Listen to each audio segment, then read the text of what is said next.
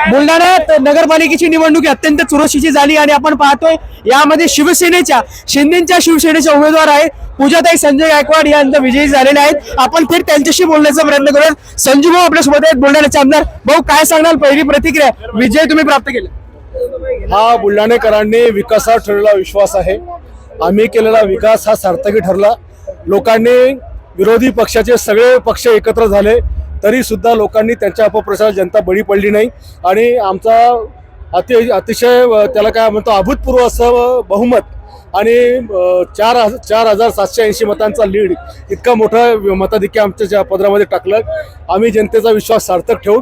परंतु मला तुमच्यामध्ये सांगायचं आहे की ज्या काँग्रेसच्या लोकांनी आमचा अतिशय घाणेरडा प्रचार केला, त्या काँग्रेसचा प्रदेशाध्यक्ष या बुलढाणा शहरामध्ये राहतो, त्याला जशी लाज शरम वाटायला पाहिजे की एवढा मोठा पदाधिकारी असताना काँग्रेसच्या उमेदवाराचा मोठा पराभव या ठिकाणी होतो आणि खाली 2 जागांच्या वर जागा येत नाही, हे त्यांनी त्याचा मोठा अपयश आहे। त्यांनी राजीनामा दिला पाहिजे आणि भारतीय जनता पक्षाने ज्या उपराला उमेदवारी दिली, ज्याचं डिपॉझिट त्याला वाचवता आलं नाही, त्याच्या देखील कमर लात घालून त्याला बाहेर केलं पाहिजे आणि भारतीय जनता पक्षाची धुरा चांगल्या लोकांच्या हातात दिली पाहिजे। विजय शिंदेना बाहेर केलं पाहिजे पक्षातून असं म्हणा, उपऱ्याला बाहेर केला पाहिजे। तो राज कशाचा आहे तो नक्की कडक शब्दामध्ये विरोधकांचा समाचार घेतला। बुलढाण्यामध्ये शिवसेनेची जागा विजय झाली।